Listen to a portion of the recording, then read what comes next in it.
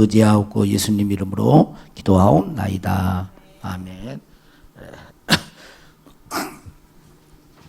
지금 이제 우리는 태어날 때부터 죄 가운데 태어나고 또 가만히 보니까 평생 저도 어릴 때부터 이렇게 예수님을 이렇게 믿었는데 이렇게 살아오면서 보니까 순간순간 죄를 안 지으려고 몸부림치고 또 기도하고 해도 어느 순간에 보면 또 하나님이 싫어하는 그런 모습들이 내 안에 발견되는 것을 보면서 죄 가운데 태어난 인간이 평생 범죄하면서 사는데 어떻게 우리가 하나님의 의를 소유해서 하나님 앞에 의롭다함을 얻게 되고 구원받게 되는가, 그 사실을, 이게 정말 놀라운 기적이거든요. 이건 어마어마한 사건이에요.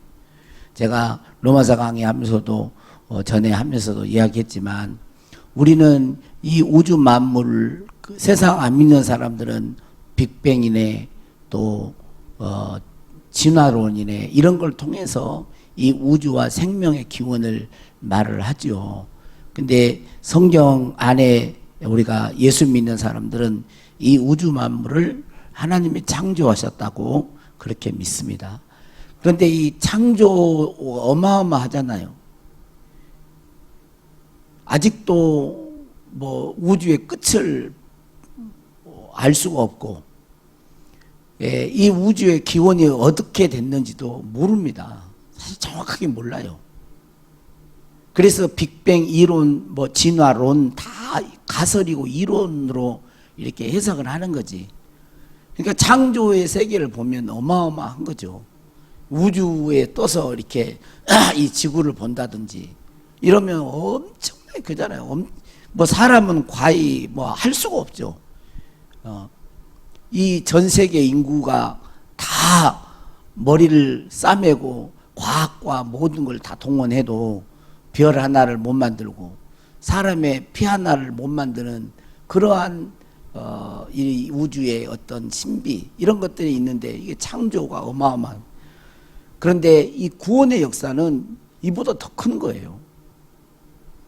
창조는 우리들이 알고 있는 것처럼 하나님이 전능하신 하나님이 말씀하심으로 우주 만물을 창조하셨다면, 나 하나의 이 구원은 말로써 된 게 아니고 하나님의 창세전에 계획하심과 선택하심, 또 성자 예수님이 이 땅에 친히 오셔서 오늘 말씀대로 하면 화목제물이 되셔서 우리의 죄를 속량하시고 우리를 구원하신 거예요. 그러니까 하나님이 죽으심으로 우리가 구원이 있게 된 거예요. 창조는 하나님의 말씀하심으로 창조가 됐다면 우리의 구원은 하나님의 죽으심으로 있게 된 거예요. 창조주가 피조물에 몸을 입고 와서 죽으심으로 있게 된 구원이기 때문에 비교할 수가 없는 거죠. 근데 우리는 그런 감격 속에서 잘 안 살잖아요. 지난주에 우리는 뭐라 그랬습니까? 우리가 예수 그리스도 안에서 있는, 예수 그리스도 안에 속량으로 말미암아 하나님의 은혜로 값없이 의롭다 하심을 얻는 자 되었다라고 했는데, 오늘 이제 25절 26절에 보면 하나님이 어떻게 이제 우리를 그 예수 그리스도 안에 속량으로 우리를 의롭다고 하셨는데, 그 과정이 어떻게 되었는지를 이제 설명을 하는 것입니다. 25절에 뭐라고 하고 있죠? 이 예수를 하나님이 그의 피로써 믿음으로 말미암는 화목제물로 세우셨으니 그랬어요. 그러니까 어떻게 우리에게 예수 그리스도를 말미암아 속량이 있게 됐느냐, 바로 그 과정을 설명하는데, 하나님이 예수님을 화목제물로 세우심으로 우리에게 의롭다함, 그 속량이 있게 되었다라고 말씀을 하고 있는 것입니다. 이 지금 그 전에 했을 때는 이 분량이 사실은 두 개의 분량인데, 두 개의 분량을 하나로 하니까 오늘 8개인가 9개가 돼요. 8개, 9개를 다 하니까 또 너무 많아서 그걸 또 줄이고 보니까 3장 반으로 줄어들었어요. 오늘 하루 종일 그 작업만 하고 온 거예요. 하루 종일. 정말 이게 생략할 건 다 생략하고 지금 하는 겁니다. 그러니까 여러분들이 좀 조금 그래서 좀 부연 설명을 많이 해야 되는데 그게 이제 줄어드니까 여기 보면 하나님이 예수님을 뭘로 세웠다 그래요? 화목제물로 세웠다. 화목제물로 세웠다라고 말을 합니다. 자, 우리의 죄를 사하시기 위하여 속량하시기 위해서 하나님이 화목제물로 세웠는데 이제 학자들이 화목제물로라고 하는 이 단어가 이교도 그러니까 이방 종교에서 쓰는 단어를 그대로 여기다 가져왔기 때문에 이것을 화목제물이라는 단어를 쓰면 번역을 하면 안 되고 속죄제물로 번역을 해야 된다라고 하는 그런 주장이 있습니다. 그러니까 이 화목제물이라는 이 단어가 뭐냐면 진노를 발할 때 어떤 잡신들 있잖아요. 진노를 이렇게 진노하려고 할 때 그 진노를 진정시키기 위한 제물이라고 하는 그 단어를 여기다 이제 그대로 쓴 거거든요. 그래서 이제 번역을 이제 화목제물로 했는데 이것을 이제 속죄제물로 번역을 해야 된다. 이렇게 주장하는 그런 학자들이 있는데 여기 보면 속죄제물이라고 하지 않고 뭐라 그러죠? 화목제물이라고 했단 말이에요. 자, 이 속죄제물이라고 하는 것과 화목제물이라고 하는 것이 어떤 차이가 있을까요? 속죄제물이라고 하면 죄만을 속하는 제물이라고 하는 그런 뜻이겠죠. 우리의 죄만 용서해주는 속하는 제물이라는 그런 뜻이 있어서 이 의미가 이제 축소가 되는 거예요. 그런데 바울은 지금까지 우리의 죄로 인해 하나님의 뭐가 있다 그랬어요? 진노가 있다 그랬단 말이에요. 하나님의 진노가 있다 그랬어요.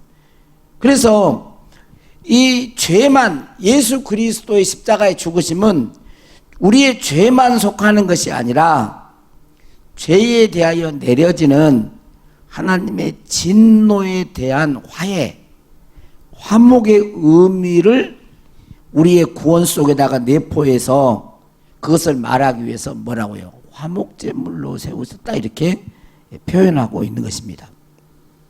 그러니까 죄와 하나님의 진노에 대한 예수님은 화목제물이 되었다는 것입니다. 자, 사도 요한 1서에 보면 하나님이 우리를 사랑하사 화목제물로 그 아들을 보내셨음이라 라고 말을 합니다.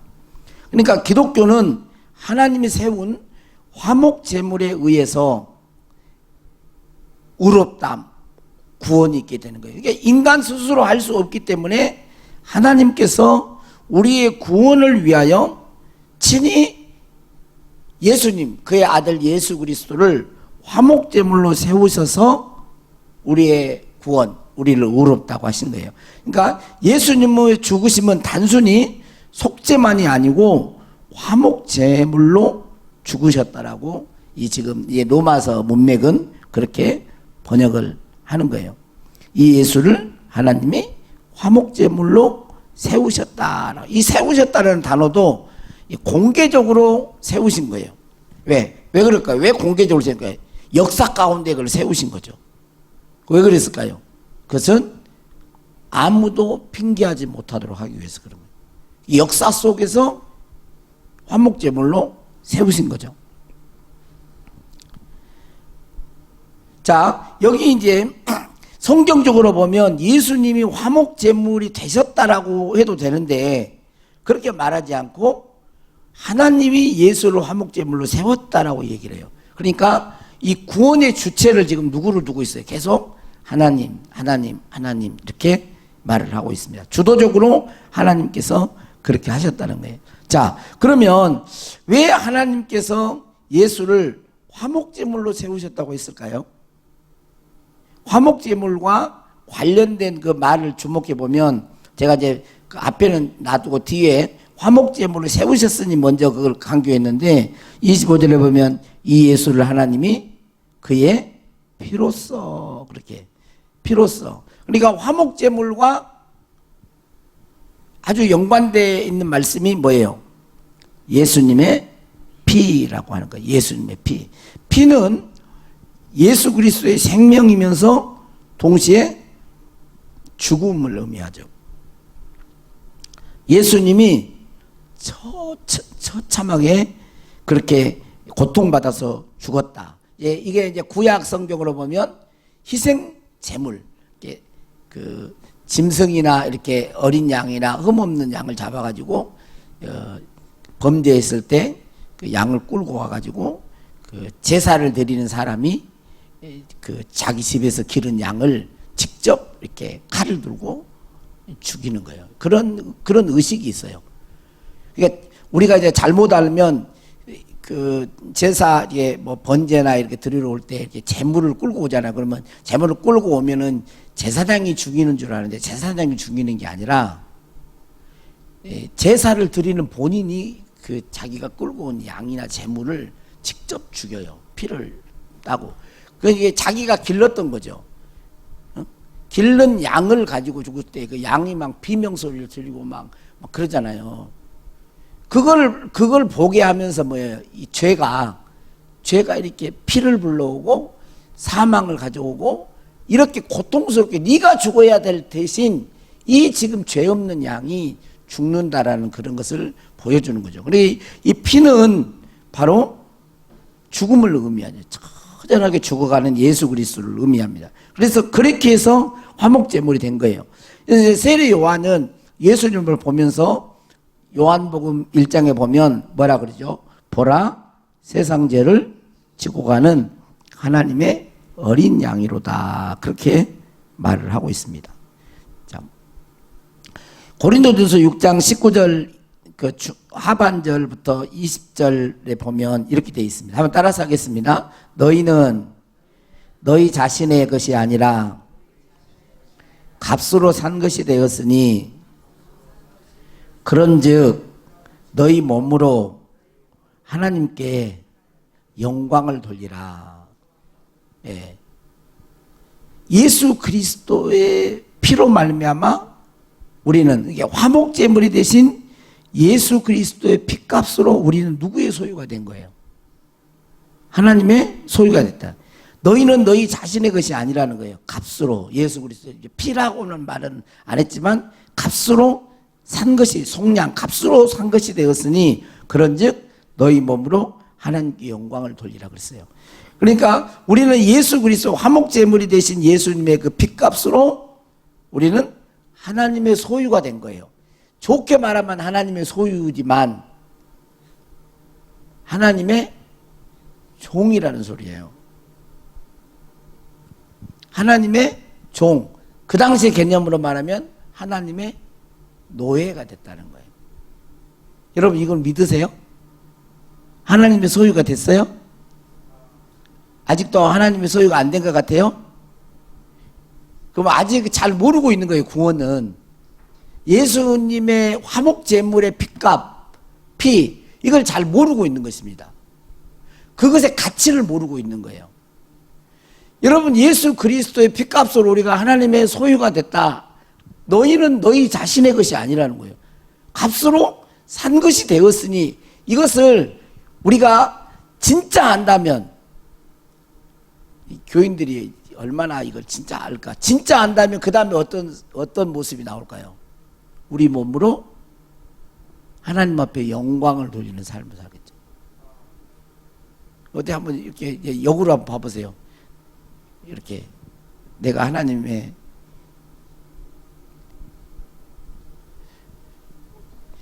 고린도전서 3장 16절인가 보면 그렇게 또 말하죠. 너희 안에 하나님의 성령이 거하시는 줄 알지 못하느냐. 그러면서 우리 자신이 하나님의 성령이 거하시는 뭐라 그래요? 성전이라 그랬죠. 알고 있죠. 성전이라고. 여러분 자신이 하나님의 성령에 거하시는 성전이라고 알고 있잖아요. 그죠? 모르는 사람 있어요? 여기 다 아시는 사람이네. 다. 그럼 그 다음에는 어떻게 돼요? 성전이라면 누구든지 성전을 더럽히면 그 사람은 하나님 멸하신다 그랬잖아요. 그냥 제가 뭐를 이야기하려고 그러냐면 아는 것 같은데 모르고 있는 거죠. 아는 것 같은데 몰라. 그러니까 진짜 성전인 줄 알면 더럽히지 않겠죠. 근데 알고 있는 것 같아요. 우리 안에 누가 계세요? 그럼 성령님 계세요? 그리고 우리가 성전이라고 그래. 그 성전을 더럽히고 있는 것은 잘 모르고 있는 거죠. 그것이 10%를 할 수는 없는데 이게 아무튼. 예? 자, 그래서 우리는 예수 그리스도의 피에 대한 것을 피값으로 우리를 사신 거잖아요. 예수님의 피에 대한 그 묵상을 많이 해봐야 됩니다. 여러분 한번 보세요. 예수 그리스도의 피 그러면 가장 먼저 뭐가 떠오르는가요? 예수님의 피의 가치라고 그럴까?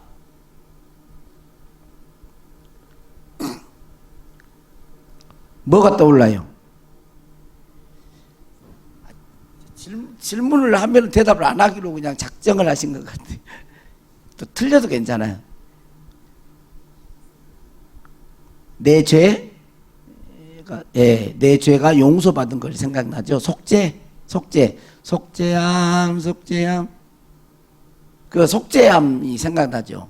근데 이게 속죄함이 분명히 그 안에 있습니다. 하나님의 그 어린 양의 예수 그리스도의 보혈의 피는 속죄함이 있어요.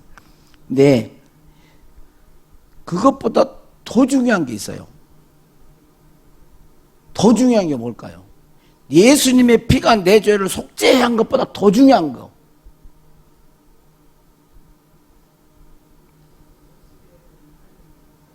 에? 이거 꺼버려야겠네.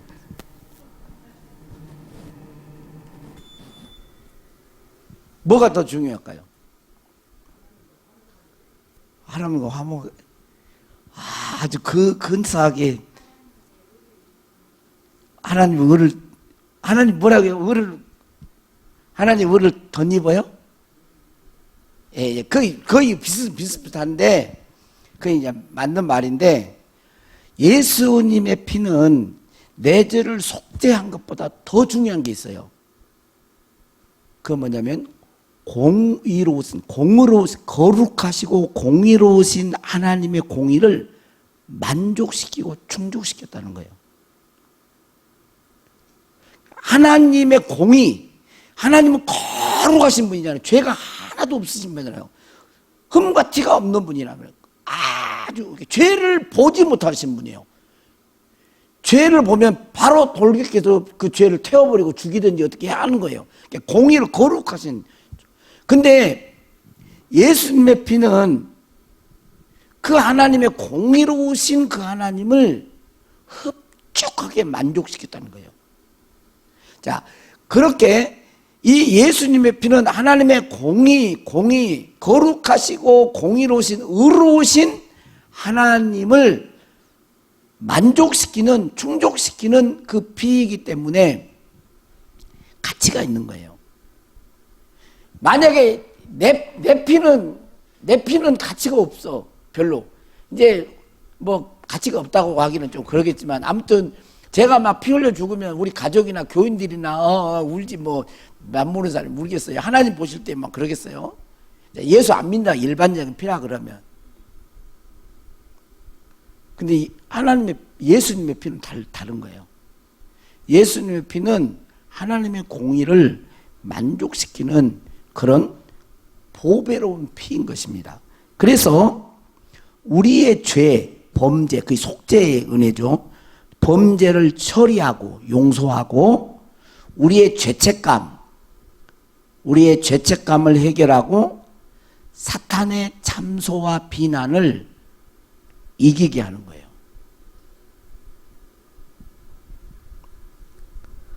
이 보혈의 가치를 소유해야만, 다시 말해 이 보혈의 가치를 진정으로 알아야만 그리스도인으로서 성장을 하게 되는 거예요. 보혈의 가치를 이해하기 원한다면 보혈에 대한 하나님의 평가를 받아들여야 돼요. 자, 한번 제가 여기 있는 글을 잠깐 한번 읽어볼게요. 죄의식이나 죄책감이 너무나 커지고 극심해져서 나중에는 그리스도의 보혈의 진가를 보지 못하게 함으로써 우리를 거의 불구자로 만들 수 있다. 우리의 범죄는 참으로 대단해 보이고 어떤 특정한 죄는 우리를 실로 여러 번 괴롭힘으로 마침내 우리는 범죄가 그리스도의 보혈보다 더 크게 보이는 지점까지 이르게 되는 것이다. 그 뭐냐면 어떤 특정한 죄는 계속 괴롭힙니다. 예수님의 피로 죄사함을 받았다고 그래도 어떤 특정한 죄, 그러면 죄를 또 짓고 회개한 또 짓고 계속 그런 게 꼭 거머리 같이, 거머리는 죽이기라도 하지만은 하여튼 끝까지 약한 그 부분이 있거든. 그걸 그냥 계속 물고 늘어지는 게 있어요. 그걸 그러면 이게 얼마나 괴롭히냐. 그래가지고 하나님의 의로우신 하나님의 공의를 만족시키는 그리스도의 피임에도 불구하고 자기 죄가 더 크게 보이는 거예요, 그게. 그래서 보혈의 가치를 이렇게 약화시켜버리는, 내가 그렇게, 하나님이 그런 게 아니고 자신이 그렇게 생각한단 말이에요. 예? 자신이 그렇게 생각하면서 하나님의 보혈의 가치를 확 축소시켜버리. 그래서 보혈의 가치를 알려면 하나님이 이 보혈을 어떻게 평가하는가를 내가 믿음으로 받아들여야 하는 거예요. 이것을 받아들이는 것이 우리가 영적 싸움이나 신앙의 성장에 큰 진리와 힘이 되는 것입니다. 자, 그런데 우리의 전적인 잘못은 우리가 그리스도의 보혈을 느끼려고 노력하는 데 있다. 우리는 그리스도의 보혈의 가치를 느끼고 우리에 대한 그 보혈의 가치를 주관적으로 평가하려고 한다. 그러나 우리는 그렇게 할 수 없다. 보혈은 그런 식으로 역사하지 않는다. 보혈은 첫째로 하나님께서 보시기 위한 것이다. 자, 보세요. 6월절 어린 양의 피를 이렇게 문설주에 바르고 좌우 임방에 바르라 그랬잖아요. 그 누가 보기 위한 거예요, 그것은? 1차적으로. 그래, 하나님이 보낸 천사가 보는 거예요. 천사가 본다는 말은 하나님이 본다는 거예요. 천사가 보고 피가 있으면 넘어가는 거예요. 피가 있으면. 먼저 보혈은 이스라엘 백성들을 위한 게 아니라 피는, 그 피를 바르라는 것은 하나님이 먼저 보아야 하는 거예요. 그게 6월절이란 말이에요. 패스오버, 넘어간다는 거죠. 하나님의 보낸 천사가 그걸 보고 피가 있으면 넘어가고 없으면 들어가서 심판을 하는 거예요. 장자를 죽이는 일을 하는 거죠. 그러니까 먼저 피는, 먼저 우리 자신의 죄를 속죄한 것보다도 더 중요한 것은 뭐예요? 그 보혈이 하나님, 예수님의 보혈이 하나님 보시기에 만족스러웠다는 거죠. 하나님을 위한 거라는 거예요. 자, 그러므로 우리는 보혈에 대한 평가, 하나님의 평가를 받아들여야 된다. 베드로전서 잘 아는 말씀이기 때문에 1장 18절 19절에 너희가 알거니와 너희 조상이 물려준 헛된 행실에서 대속함을 받은 것은 금이나 은이나 금같이 없어질 것으로 된 것이 아니요. 뭐라고 그랬냐면 예수님의 피를 오직 흠없고 점없는 어린 양 같은 그리스도의 보배로운 피로 된 것이라. 하나님은 그렇게 평가를 한 거죠.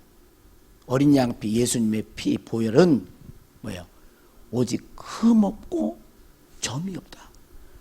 사람은 다 흠과 점이 있잖아요. 응? 저도 이렇게 보면 다 있어요.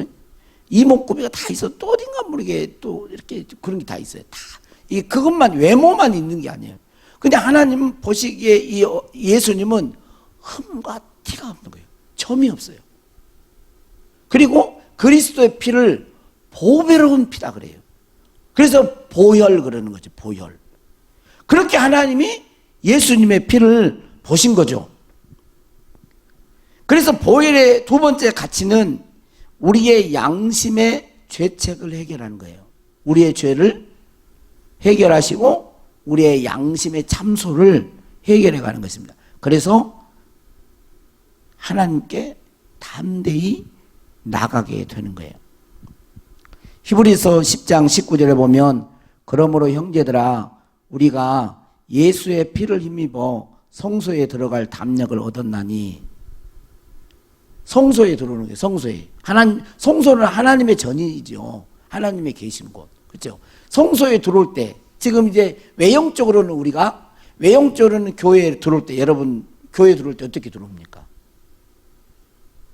아무 생각 없이 룰랄라 하고 막 들어와요? 응? 하이바 막 이러고 들어와요? 예배 드릴 때는 어떻게 드려요? 그럼 여러분을 보라고 다른 사람 보지 말고 나는 어떻게 하냐면 나는 하도 처져 있으니까 내가 또 소리를 질러야 될란가? 예수의 피를 힘입어 성소에 나오신가요?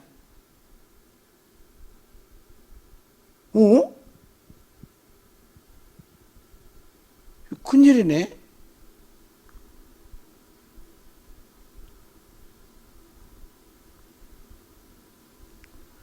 우리가 집에서 기도할 때 하나님 앞에 나갈 때 뭐를 힘입어 가는 거예요? 예수의 피를 의지해서 가는 거예요. 지성소 안에 들어올 때도 피를 가지고 들어가는 거예요. 피. 이게 구약의 개념이지만 실제적으로 우리는 바로 예수 그리스도의 피를 의지하고 보혈을 의지해서 가는 거예요. 나의 의를 가지고 가는 게 아닙니다. 나의 잘난 것, 나의 외적인 것, 나의 외형적인 것, 세상의 권세, 물질 이런 게 아니에요. 아무리 높은 사람도, 아무리 낮은 사람도, 아무리 본인들이 의롭다고 한 사람도, 아무리 본인들이 죄인이라고 했던 사람도 예수 그리스도의 피를 의지하지 않고는 하나님 앞에 갈 수가 없어요. 왜? 모든 사람이 죄를 보면서 하나님의 영광에 이르지 못하고 진노 아래 있거든요. 오직 예수 그리스도의 피만이 하나님의 공의를 충족시켜주기 때문에 그 피를 들고 가지 않으면 나아갈 수가 없는 거예요. 그래서 예배 드리러 오는 자가 반드시 여기 앉고 저기 앉고 이렇게 앉아도 외형적으로는 이렇게 웃기도 하고 뭐 하지만 이 마음 깊은 곳에 신앙 고백으로 예수 그리스도 어린 양의 예수 그리스도의 피로 주 앞에 나오는 거예요. 그 연세중앙교회 그 큰 대형 교회죠. 큰 교회 보세요. 예배 드리는 걸 보세요. 보혈의 찬송이 한 번도 빠진 날이 없습니다. 여러분 그 많은 사람들이 올 때 얼마나 천차만별이 되겠어요.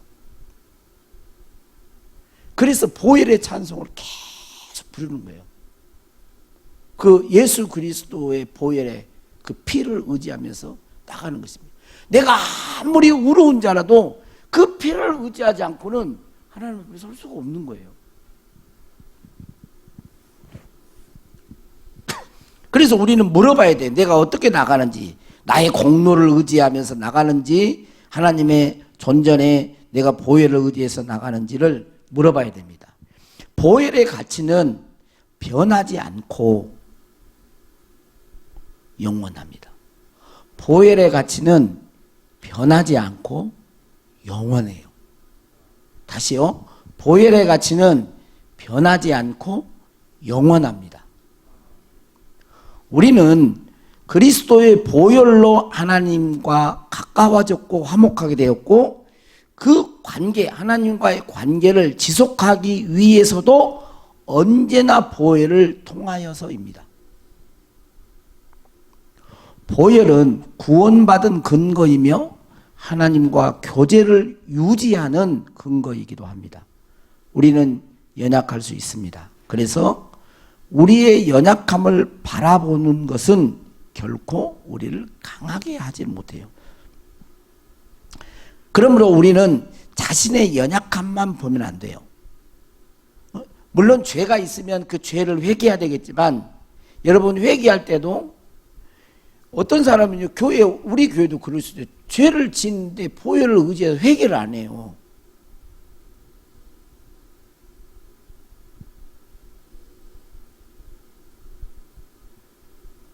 죄는 선행을 해서 해결되는 게 아닙니다. 착각하면 안 돼요. 죄를 자백하고 고백하는 자가 죄가 사함을 받는 거예요.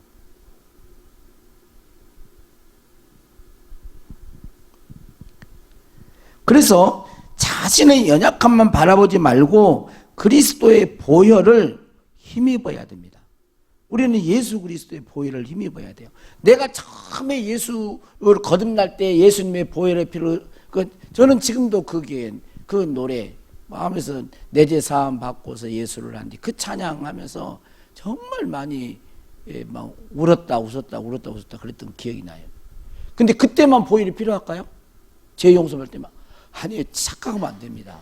지금도 보혈이 아니고는 주님 앞에 갈 수가 없어요. 아무리 의로운 자도, 내가 순교할 수 있는 그런 정도의 신앙을 소유해서도 보혈이 아니면 하나님 앞에 설 수가 없습니다. 우리 인간은 죄성을 가지고 있기 때문에 그럴 수밖에 없어요. 시작도 과정도 그 관계를 유지하는 것도 그리스도의 보혈이에요. 그리스도의 보혈. 여러분의 마음이 강팍해지고 둔해지고 완악해지고 하나님과 멀어지려고 할 때 여러분 예수 그리스도의 보혈의 찬송을 부르셔야 됩니다. 안 나와도, 원래 잘 나오지도 않거든요. 안 나와도 의도적으로 불러야 돼요. 의도적으로. 셋째, 보혈의 가치는 참소자 마귀를 이기는 힘이 되는 것입니다. 사탄은 대적자요, 우리를 참소하고 비난한다고 요한계시록 12장에 말하고 있습니다. 사탄은 우리의 죄를 지적하고 하나님 앞에서 우리를 비난하려고 합니다. 그러므로 만일 우리가 그의 비난을 받아들인다면 즉시 패배하고 말이에요.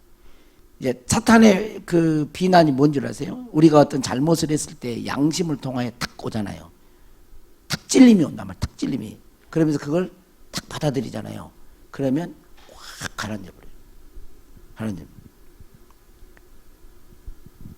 그 즉시 패배하고 마는 것이다. 그런데 우리가 그토록 쉽게 사탄의 비난을 받아들이는 이유는 여전히 자기 자신의 의를 세우고자 하는 마음이 있기 때문이다.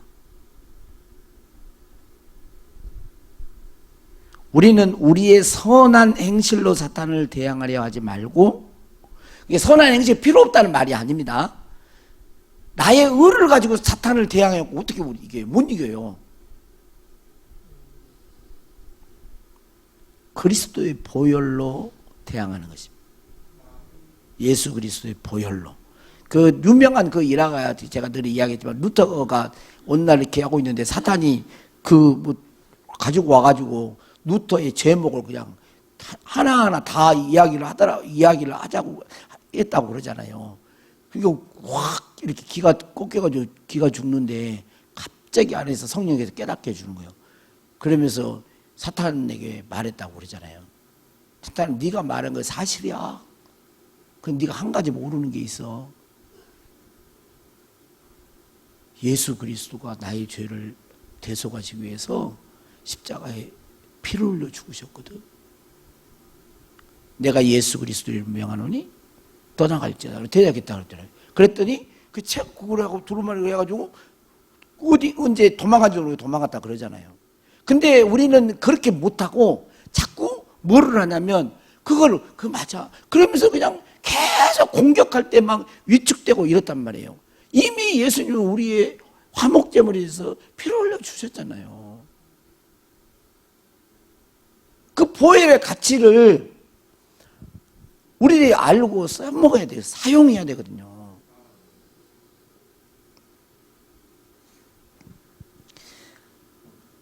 자, 그런데 이제 여기 보면 화목제물로 세우셨으니 그러면서 이는 하나님께서 길이 참으시는 중에 전에 지은 죄를 간과하심으로 자기의 의로우심을 나타내려 하심이니 곧 이때에 자기의 의로우심을 나타내사 자기도 의로우시며 또한 예수 믿는 자를 의롭다 하려 하심이라 그랬어요. 우리를 의롭다고 십자가로 의롭다고 하시는데 여기 25절 하반절 이렇게 보면 뭐를 합니까? 뭐를 나타내려고 하신다고요? 예수님을 화목제물로 세우셔가지고 뭐를 나타내려고 하신다고? 네? 여기대로 표현대로 하면 그렇죠. 하나님의 의로우심을 나타내려고 한다는 거예요. 이게 먼저라는 거예요. 하나님의 의로우심을 먼저 나타내려고. 하나님의 의로우심을 입증하고자 했다는 거죠. 하나님 자신의 의로우심을 보여주고 확증하고자 했다는 것입니다. 하나님은 예수 그리스도를 세우심으로 하나님의 의로우심을 입증하고 확증하고자 했습니다. 그런데 어떻게 했다고요? 이렇게 여기 보면 하나님이 자기의 의로우심을 나타내려 하심이니 인데 보면 이는 하나님께서 길이 참으시는 중에 뭐라 그러죠? 전에 지은 죄를 간과하심으로. 이 말은 뭘까요? 전에 지은 죄를 간과하심으로. 간과라고 하는 그 말은 뭐냐면 불문에 붙인다 그런 말이죠. 예, 고의적으로 눈 감아 버리는 거예요. 근데 전에 지은 죄를 해서 전에 지은 죄. 이 전에 지은 죄는 어떤 한정된 어떤 시간을 말해주는데 이것은 예수님이 화목제물로 세워지시기 이전과 이후로 나누어지는 거죠. 그러니까 전에 지은 죄를 간과하셨다. 이 말은 전에 지은 죄를 눈 감아 이렇게 감으셨다는 거죠. 이렇게 눈 감으시고 감으셨다는 거예요. 그리고 십자가 이전과 이후를 전에 그 다음에 곧 이때에 이때에 바로 예수 그리스도가 화목제물로 세워진 때를 말을 하겠죠. 그래서 25절의 전에는 옛 시대를 말하고 결국 하나님께서 구약 시대에 사는 사람들의 죄, 옛 언약 아래 살았던 사람들의 죄를 간과하셨다라고 볼 수가 있습니다. 옛 시대의 죄를 간과하셨는데 어떻게 해요? 길이 참으시는 중에 간과하셨다. 이렇게 간과하셨다. 이 길이 참으시는 중에는 하나님이 지체하시고 관용하심으로 말을 한 거예요. 그러니까 그때 구약 시대의 옛 언약 아래에 있는 사람들의 죄를 간과하시고 눈 감아 주시고 지나치셨다는 거예요. 그러니까 어떻게 표현을 해야 될까? 지금 예수님이 아직 십자가 여기에 예수님 십자가를 할 때는 여기 구약이라 그러면 지금 죄를 지으면 하는 공의로우신 하나님은 바로 막 심판해야 되죠.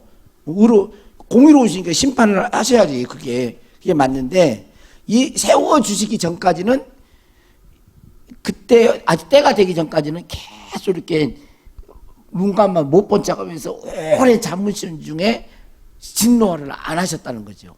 부분을 하셨지만 완전히 죄의 형벌을 씌우지는 않았다는 거예요.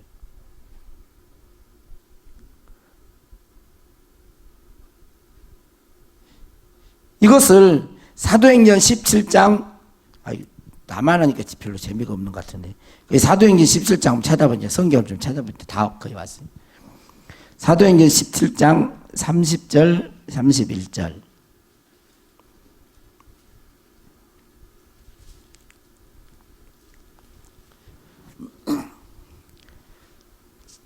자, 한번 읽어보겠습니다. 사도행전 17장 30절 31절 시작.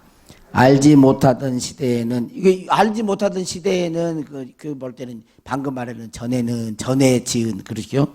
시대에는 하나님이 간과하셨거니와 이제는 이제 예수님이 십자가에서 십자가를 지고 부활하신 이후잖아요. 이거 사도행전은요. 이제는 어디든지 사람에게 다 명하사 뭐하라? 회개하라 하셨으니. 왜? 회개가 살 길이니까.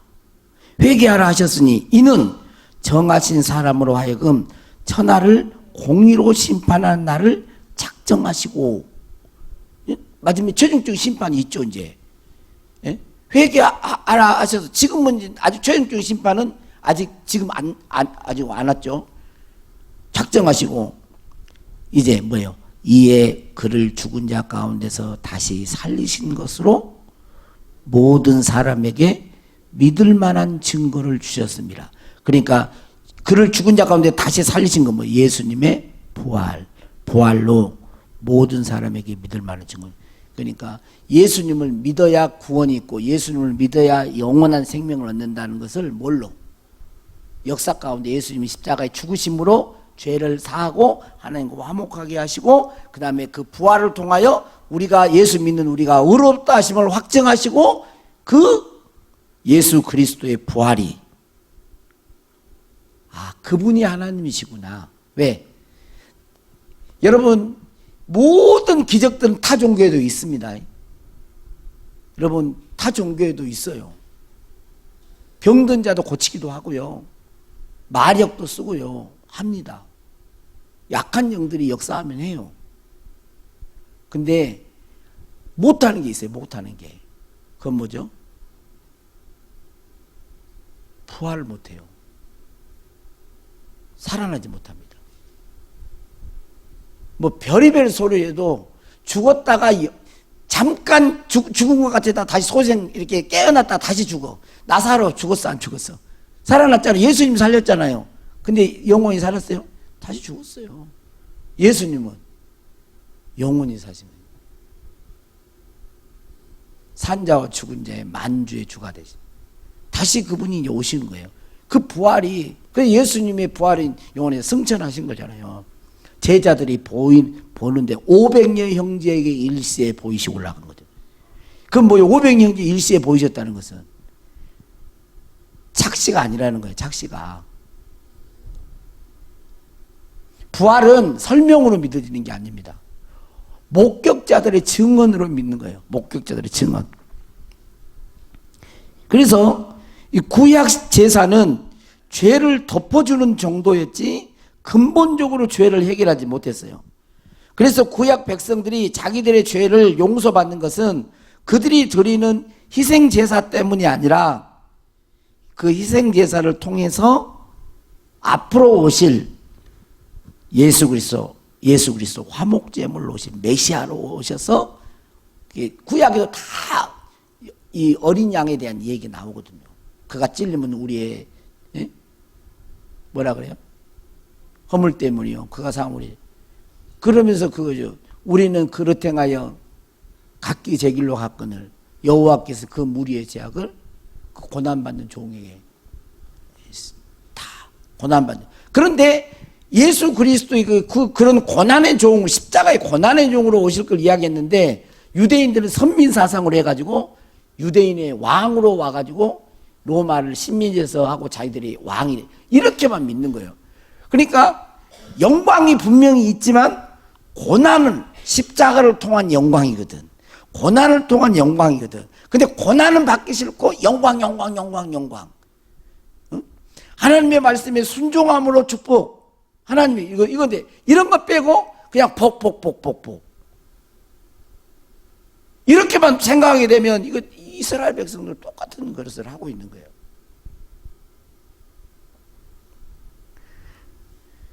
그래서 이것은 장차 궁극적으로 예수 그리스도 안에서 있게 될 그런 구원을 이야기한 것입니다. 그래서 예수 그리스도를 통하여 용서받을 것에 대해서 말을 했어요. 이것들이 이제 구약 백성들은 아직 그것을 명확하게 몰랐죠. 그런데 예수님이 뭐라고 얘기했어요? 예수님은 아브라함이 이렇게 말해요. 아브라함이 나의 때를 바라보고 기뻐하였다 그랬어요. 믿음의 사람은 그걸 본 거죠.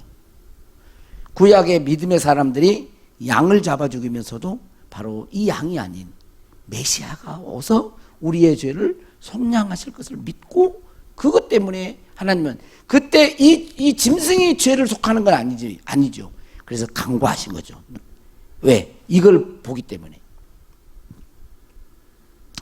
하나님은 길이 참으시는 중에 전에 지은 죄를 간과하심으로 이렇게 넘어가셨는데, 하나님의 이 길이 참으심은 예수 그리스도가 화목제물이 되셨을 때, 화목제물로 세우셨을 때 지금까지 길이 참으셨던 그것을 바로 그 화목제물이 되신 그분께 모든 진노를 다 부은 것이죠. 심판을 하신 거예요.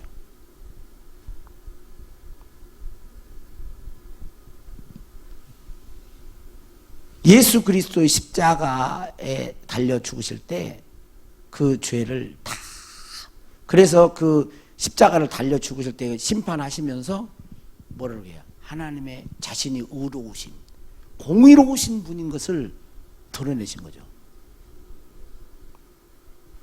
예수 그리스도는 죄가 없으셨지만 우리의 죄를 짊어지신 주님께서는 하나님의 공의, 죄에 대하여 진노하시는 하나님의 공의가 철저히 드러났던 것입니다.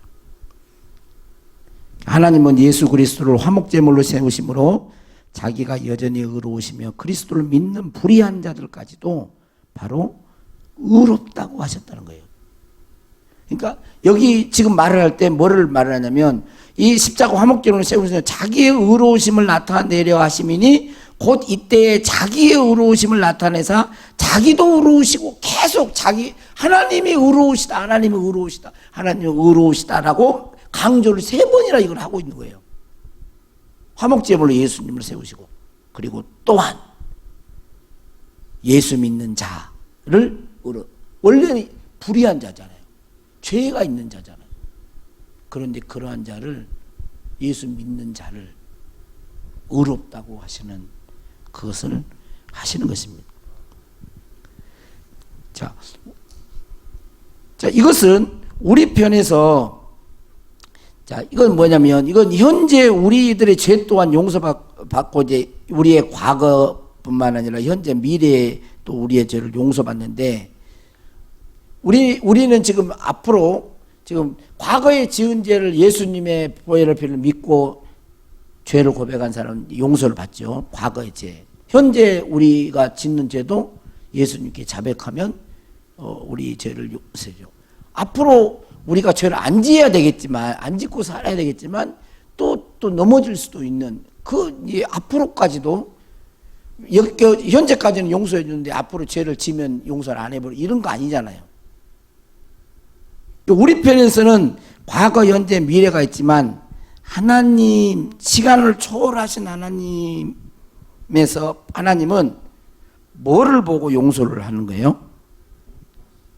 그 십자가를 보고, 예수님을 보고, 흠과 티와 보배로운 그 그리스도, 하나님의 공의를 만족시키는 그 피를 보고 화목제물로 삼으신 그분을 보고 우리의 죄를 용서하시는 거예요.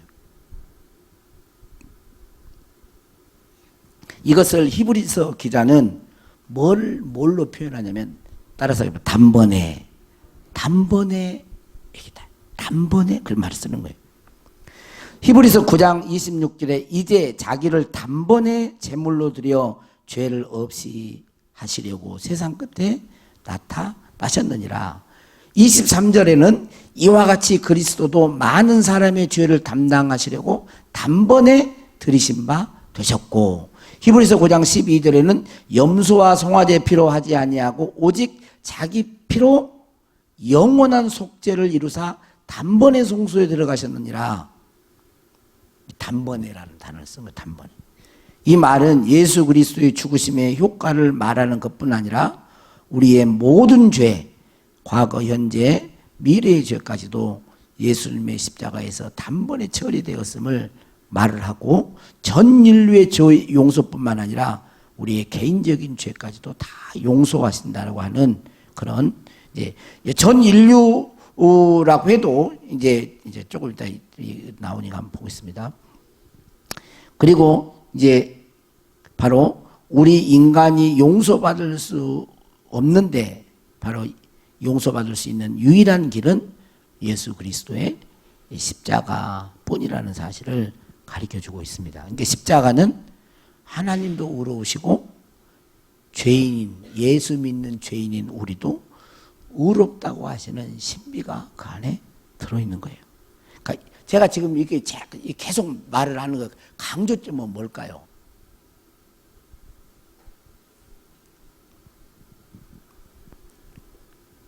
하나님이 우리 죄를 용서하신 것을 쉽게 하지 않았다는 거예요.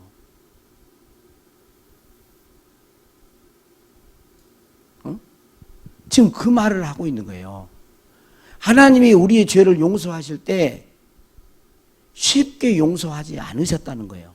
하나님의 공의로운 하나님, 자기의 의로우심을 드러내고 예수 믿는 자를 의롭다고 하신 말은 자기의 의로우심을 드러낸 게 뭐예요? 그 아들 예수님을 화목제물로 세워서 피를 흘려 죽게 하시는 것으로 자기의 의로우심을 드러낸 거예요. 그러니까 우리의 죄가 사함 받는 것은 하나님의 말로 이게 아니라는 거예요.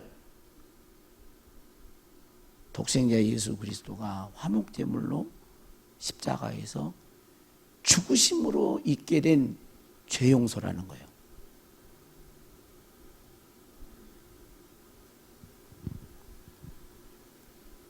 그래서 이걸 그냥 읽으면 안 돼요. 이런 거.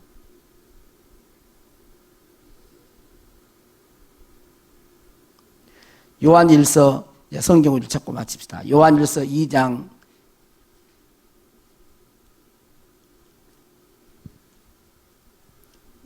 2장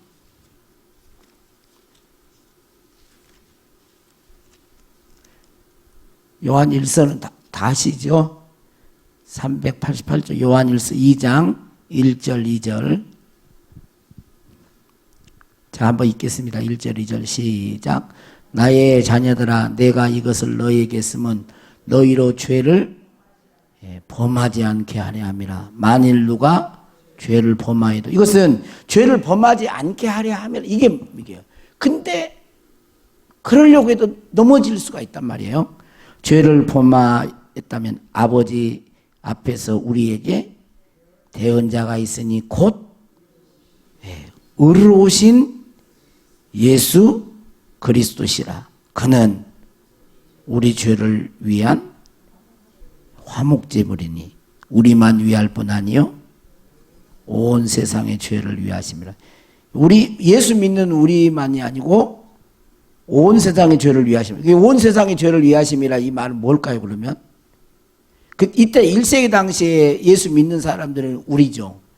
근데 우리만이 온 세상의 죄를 위한, 이것은 앞으로 이들이 복음을 전함으로 믿게 될 사람들이 또 있겠죠. 그죠? 이 1세기 당시에 지금 우리가 해당되는 거예요. 그러니까 예수 그리스도를, 그러니까 안 믿는데 온 세상 모든 사람을 죄를 구원한다 그 말이 아니고, 바로 복음을 전함으로, 믿음을 가진 사람이 복음을 전함으로 믿게 될, 왜? 아까 이야기했잖아요. 하나님의 의로우심을 드러내고 예수 믿는 그들을 의롭다고 하신다 그랬기 때문에 바로 그런 거죠. 자, 4장 한 번 더. 4장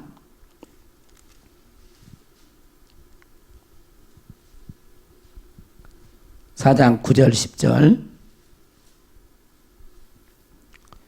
4장 9절 10절 시작. 하나님의 사랑이 우리에게 이렇게 나타난 바 되었으니 하나님이 자기의 독생자를 세상에 보내심은 그로 말미암아 우리를 살리려 하심이라.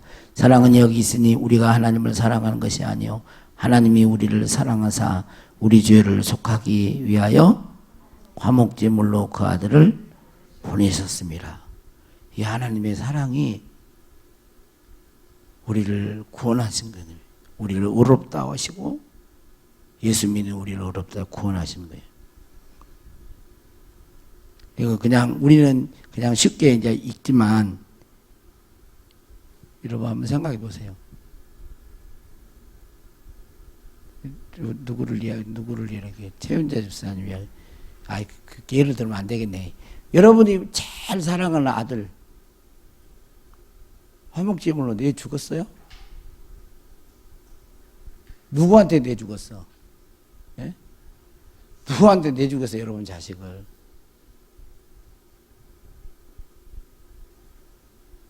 그러면 그렇게 비교해서라도 내 자식을 누구한테 바꾸겠어? 누구랑? 못 바꾸겠죠? 목사하고 바꿔 죽었어요? 아들하고?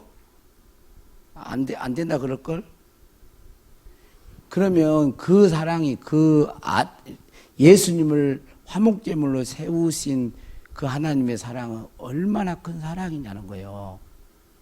그 사랑으로 우리가 죄사함 받고 의롭다함을 얻어서 구원받은 백성이 된 거예요.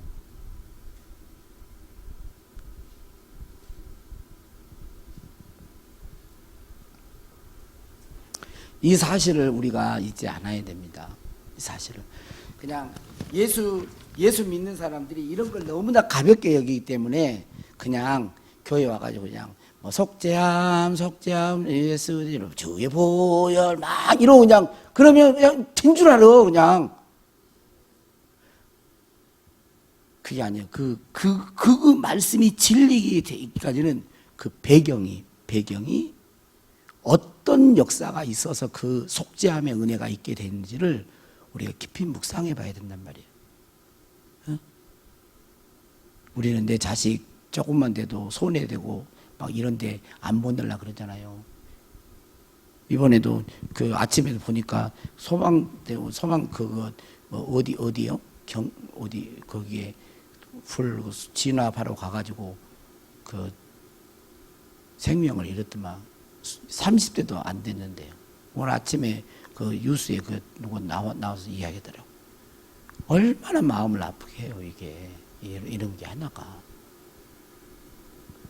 근데 우리는 너무나 그냥 속죄함, 제사함 이것을 너무나 그냥 쉽게 우리는 그런단 말이에요. 근데 쉽게 받아들이는 건 좋은데 이게 어떻게 해서 내가 이런 은혜 수혜자가 하나님의 은혜로 값없이 하나님 편에서 어떤 대가를 지불하고 우리에게 은혜로 값없이 얻게 하셨는가를 묵상해 보고 깊이 그것을 성령 안에서 우리가 느껴질 때, 경험될 때 거기에 바른 반응이 나와요.